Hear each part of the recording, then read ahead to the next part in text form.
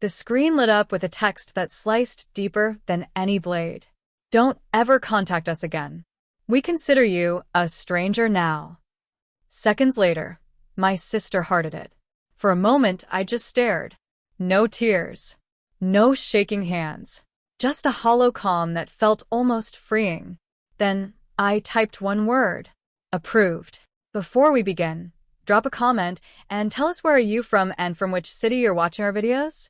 And after watching the whole video, don't forget to tell us what would you do in this situation? Be honest, tell me in the comments below. We read every comment. Let's begin. 10 minutes later, the lights in their perfect suburban mansion went out. All of them. The same house where I once slept in the attic because my room was needed for storage. The same house where my mom told me, "You'll never make it without us, Haley." I stood by my apartment window, city lights flickering across my reflection. My phone started buzzing. Mom. Then Dad. Then Samantha. Over and over. For years, they ignored my calls. Now, they couldn't stop making them. The irony? Priceless. I didn't answer.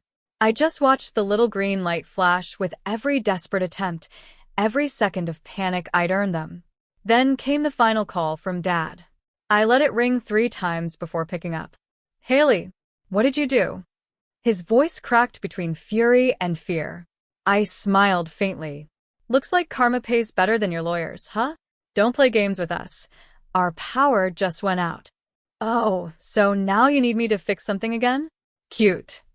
He cursed under his breath, but I didn't flinch. "Haley," he said lower now, "don't forget who raised you." I let out a soft laugh. "You mean who disowned me? Don't worry, I've got the text to remind me." Then I ended the call. The silence afterward wasn't empty. It was electric. Because for the first time in my life, I wasn't their disappointment. I was the storm they created. And that night, as the rain started pounding against the glass, I whispered to myself, "You wanted a stranger? You got one." By sunrise, my phone looked like a crime scene. 27 missed calls, 8 voicemails, and a few messages that bounced between begging and blaming. "Mom, please call me back. The whole house is down. Power, internet, even the security gate. Dad, you've gone too far. Fix this, or you'll regret it." Samantha, "What's happening, Haley? Please just talk to us." I scrolled through each one slowly, sipping coffee that tasted better than freedom. Every word was a tiny echo of the years I'd spent trying to be heard. Now their own silence had finally answered back. Ryan, my systems engineer, walked into the office with his usual cautious tone. The Monroe estate grid still dark. "Want me to restore the line?" I looked out the glass wall of my downtown office. "Not yet." He hesitated. "They'll trace it soon." "They can try," I said, setting down my cup. "But it's not about power anymore. It's about memory." 2 years earlier, I was the invisible daughter who begged for help when Dad's company fired me for optics. They told investors the company was a family operation, then told me I wasn't family. They took my patents, my research, and my name off every report I wrote. I built Helix grid systems out of that humiliation. Quietly, legally, efficiently. The very same smart energy network that powered half of their estate was now under my company's management contract, signed by them, never noticing the owner's name behind the shell. I hadn't planned revenge back then. I just wanted independence. But power, real power, changes how you define justice. Ryan cleared his throat. "Their lawyer called the customer hotline 3 times this morning. They're losing it." "Tell them the issue is being investigated," I said. He nodded, but his eyes lingered on me. "Haley, you look like someone who's been waiting years for this." "I have." Outside, the city shimmered under a cold winter sun.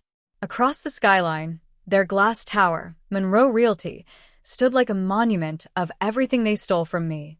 And now, for the first time, cracks were starting to show. A news alert popped up on my screen.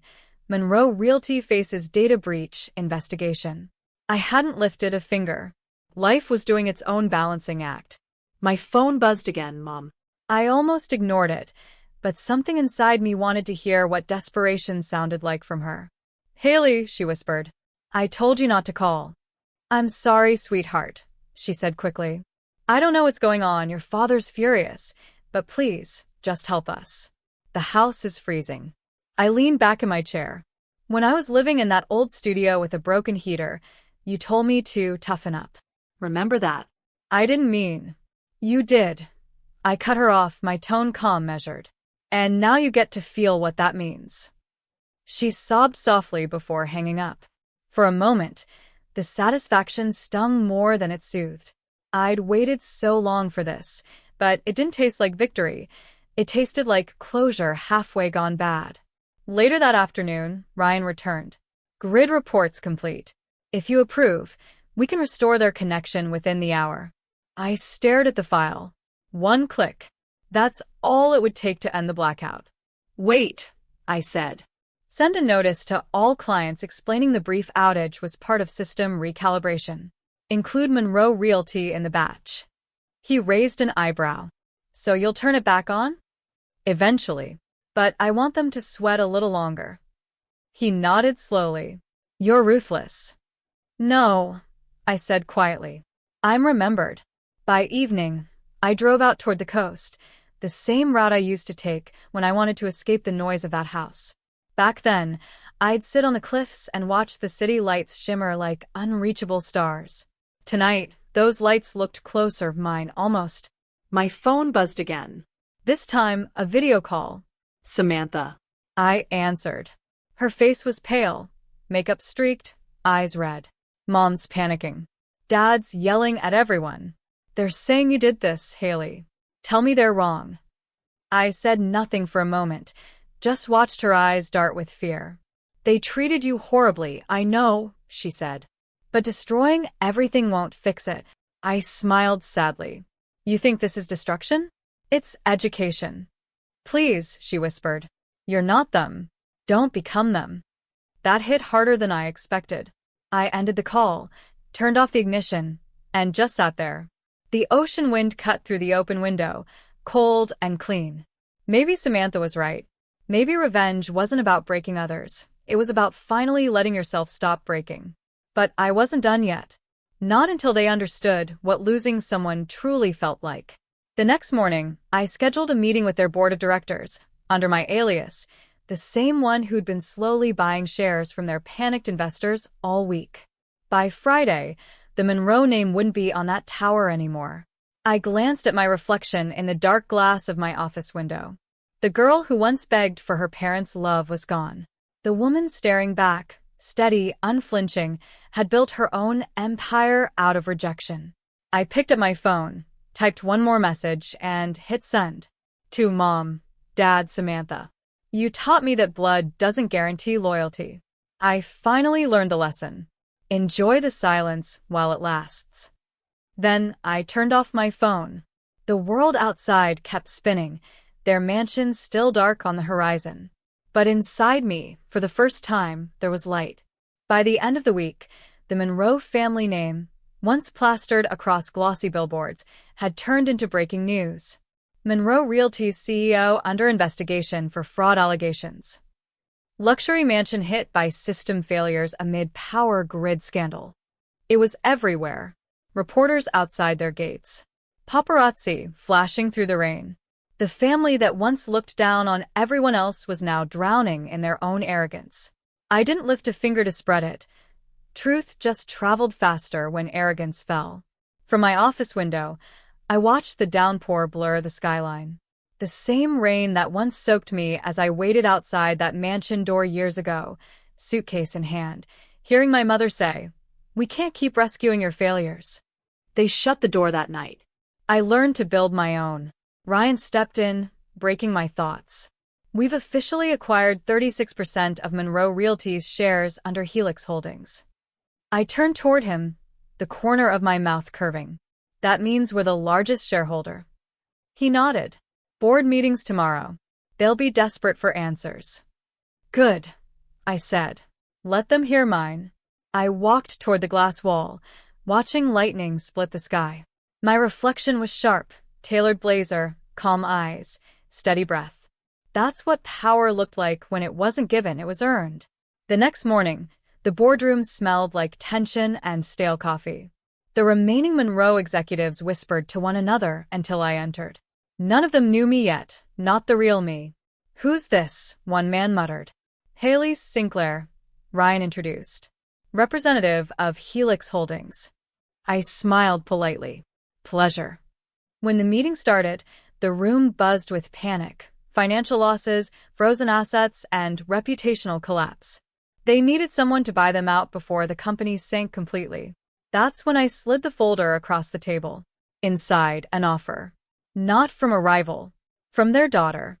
Their stunned faces were worth every sleepless night I'd spent rebuilding myself from nothing.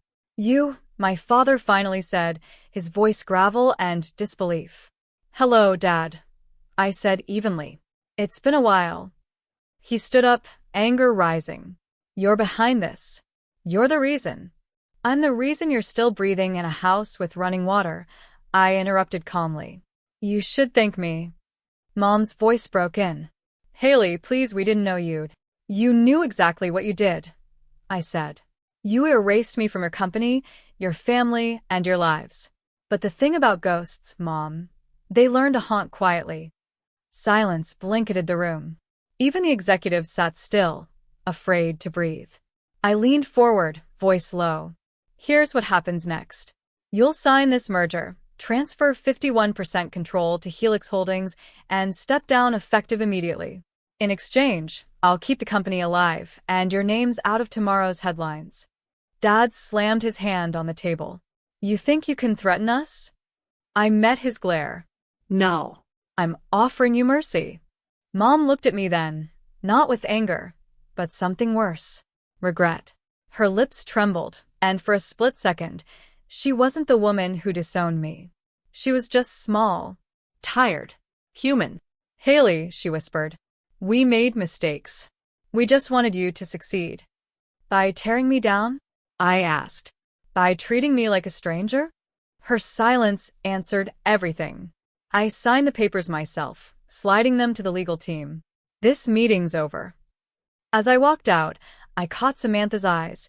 She'd been standing in the corner, watching. Her face was pale, but not hateful, just heavy with the weight of what family had become. "Haley," she said softly, "you got what you wanted." I paused at the door. "No, Sam. I got what I deserved." That night, I drove out of the city again, rain streaking across the windshield like moving glass. My phone vibrated nonstop, calls from reporters, messages from shareholders, even texts from old friends suddenly remembering my number. I ignored them all. When I reached the overlook above the ocean, I stepped out into the wind. The sea roared below, angry but alive. Revenge had done what it was supposed to. It didn't heal, it revealed. I realized I didn't want to destroy them anymore. I just wanted them to know what being invisible felt like. My phone buzzed again, this time, Samantha. I hesitated before answering. "Haley," she said quietly. "They've lost everything. Dad's in the hospital. Mom barely speaks." I closed my eyes, the sound of waves filling the silence between us. "Then maybe now," I said softly, "they'll finally understand how it felt to lose me." Samantha didn't argue. She just whispered, "I hope someday you can forgive them. Or yourself." When she hung up, I stayed there for a long time, rain dripping down my hair, breath misting in the cold air. Forgive them? Maybe one day. But tonight, I wasn't ready. As lightning lit the sky, I whispered to the storm. They wanted me gone. I became the storm instead. And for the first time in years, I didn't feel like the outsider. I felt like the truth they could no longer hide from. 3 months later, the Monroe estate stood empty. The marble columns, once blinding in the sun, were cracked and dull. The gate that used to buzz with security codes now hung open, creaking in the wind.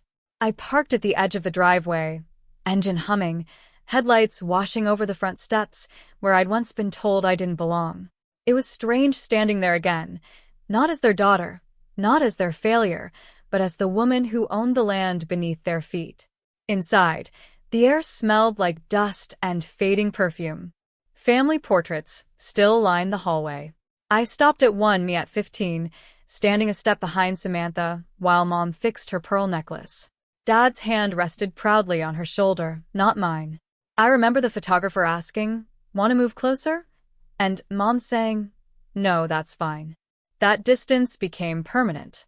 Now, I traced my fingers along the glass frame and whispered. I moved closer anyway. From the corner of my eye, I saw movement. Samantha. She stepped out from the old study, her eyes tired but calm. "You came," she said. "I had to see it once before it's gone," I replied. She sighed. They moved to a small rental. Dad, can't work.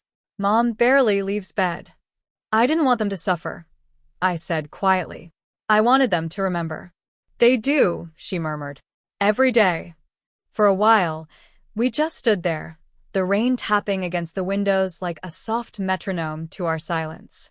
"You could fix it all," Samantha said finally. "One word from you, and they'd have light again. You built everything they depend on." I shook my head. "No, Sam. They cut the cord long before I did." She swallowed hard. "Do you ever miss us?" The question hung heavy. I thought of birthdays spent alone, the smell of my mom's cooking drifting through windows I wasn't invited to enter, the laughter echoing through walls I once called home. "I miss what we could have been," I said. "Not what we were." Samantha nodded, wiping her eyes. "You're stronger than all of us." I managed a faint smile. No. Just done being weak. We walked outside together. The rain had slowed to a drizzle, soft and forgiving. At the edge of the driveway, I stopped, turned back toward the house, and for the first time didn't feel anger, just peace. "Take care of them," I told her. "You're not coming back?" I looked out toward the horizon where city lights glowed faintly. No. I spent too long waiting for an apology that was never coming. I'd rather build something that never needs one. She nodded, tears glinting in the dim light. "You really are different now." I smiled softly. That's what happens when you stop chasing people who love only themselves. As I drove away, the mansion disappeared in the rearview mirror, just a dark shape swallowed by the rain. My phone buzzed once more, a single message from Mom. "We're sorry." I read it, stared for a long second, then typed back. Approved. And this time, it didn't mean revenge. It meant release. Because forgiveness isn't about letting them back in, it's about letting yourself walk out without looking back. The storm outside faded, the city lights reflected in my windshield, and for the first time in years, I felt something pure. Freedom.